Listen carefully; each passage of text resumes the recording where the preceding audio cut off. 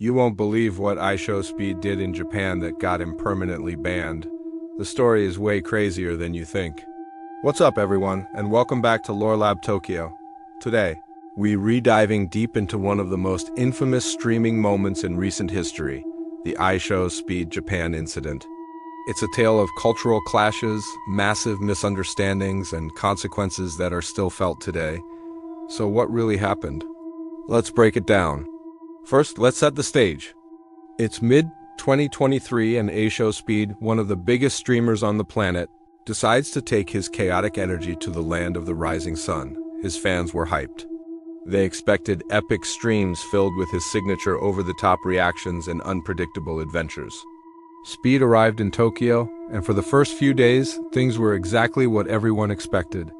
He was loud, he was funny, he was exploring everything from arcades in Akihabara to the serene temples of Kyoto. He was trying Japanese food, interacting with locals, and broadcasting his every move to millions of viewers. The streams were pure gold. We saw him get spooked at a haunted house, try to communicate with convenience store clerks using only gestures and loud noises, and even attempt to learn a few Japanese phrases with hilarious results. He was a fish out of water, and his audience was eating it up. The view counts were through the roof, and the clips were going viral across all social media. It seemed like the Japan trip was a massive success. But then everything changed. The incident that sealed his fate didn't happen in a packed tourist spot or during a crazy stunt. It happened in a seemingly normal, everyday setting, an amusement park. Speed was with his crew, riding roller coasters and having a good time. He was live streaming, of course, capturing the fun for his audience back home. He boarded a ride, and as it started to move, he did what he always does. He started shouting, getting hyped, and interacting with the people around him. On this particular ride, he was seated next to a man from New Zealand who was visiting Japan with his family. During the ride, Speed started yelling at the man, repeatedly shouting, "Konnichiwa," which means hello in Japanese, but he was doing it in an aggressive, confrontational way. The man, clearly uncomfortable, tried to ignore him, but Speed didn't stop. He kept leaning in, getting louder and louder, essentially harassing the man for the entertainment of his stream. The viewers were in stitches, spamming laughing emojis in the chat. To them, it was just another classic Speed moment. But to the man on the ride and to anyone watching who understood the cultural context, it was deeply disrespectful and incredibly awkward. In Japan, public decorum is a huge deal. Being loud, intrusive, and making a scene, especially with strangers, is a major social faux pas. Speed was breaking all of these unwritten rules on a massive scale, and he was broadcasting it to the world. Now, you might be thinking, okay, that was cringe, but is that really enough to get banned from a whole country? And you'd be right. While that incident was bad, it was just the beginning. The real twist, the moment that turned this from a simple story of a loud tourist to a major international incident, came later. It wasn't just his behavior towards the man on the ride. It was a pattern of behavior that showed a complete disregard for the local culture. Wait, before we continue, can we get a subscribe and a like to help us grow? We spend hours researching this internet lore for you, and your support means the world. Just a quick click helps us bring you more stories like this. Thanks. Alright, back to the chaos. The amusement park incident was just the tip of the iceberg. Throughout his trip, Speed was consistently displaying behavior that, while seen as funny by his primarily Western audience, was viewed as deeply offensive in Japan. He was filming people without their consent, shouting in quiet places like temples and restaurants, and generally treating the entire country like his personal playground. One particularly shocking moment happened in a restaurant. He started yelling at the chefs, demanding they cook faster and making a huge scene. The staff, known for their politeness and professionalism, were visibly distressed. This wasn't just a cultural misunderstanding anymore. This was straight-up disrespect. The backlash started online, not from his fans, but from Japanese social media users and international residents living in Japan. Clips of his behavior, stripped of the funny context of his stream chat, started circulating on platforms like Twitter and TikTok. People were horrified.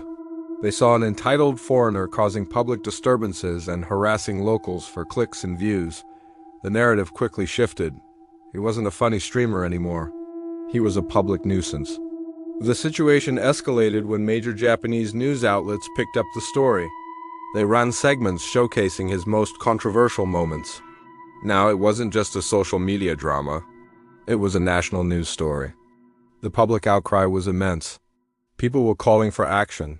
They wanted him held accountable for his behavior. This is where things get really serious.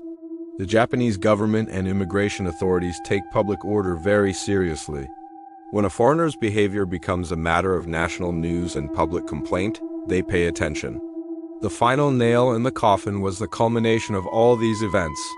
It wasn't one single act, but the overwhelming evidence of his disruptive behavior. The Japanese authorities saw a clear pattern. The Konichiwa incident, the restaurant outburst, the constant filming of unwilling participants. It all painted a picture of someone who had no respect for the country's laws and customs. There were reports that multiple formal complaints were filed against him by businesses and individuals he had interacted with. So what about the forever banned part? This is where it gets a little technical. Japan's immigration law allows the government to deny entry to individuals who are deemed likely to commit acts detrimental to the public interest or public morals. Based on the widespread media coverage and public complaints, immigration officials concluded that Speed's presence was a threat to public order. They placed a flag on his passport, effectively banning him from re-entering the country. While it's not officially a forever ban in the sense that it's written in stone for all eternity, it's an indefinite ban. To get it lifted, he would have to go through a lengthy and incredibly difficult legal process to prove that he is no longer a risk, which is almost impossible given the high-profile nature of his case. For all intents and purposes, he's not welcome back. IShowSpeed did eventually issue an apology, but for many it was too little too late.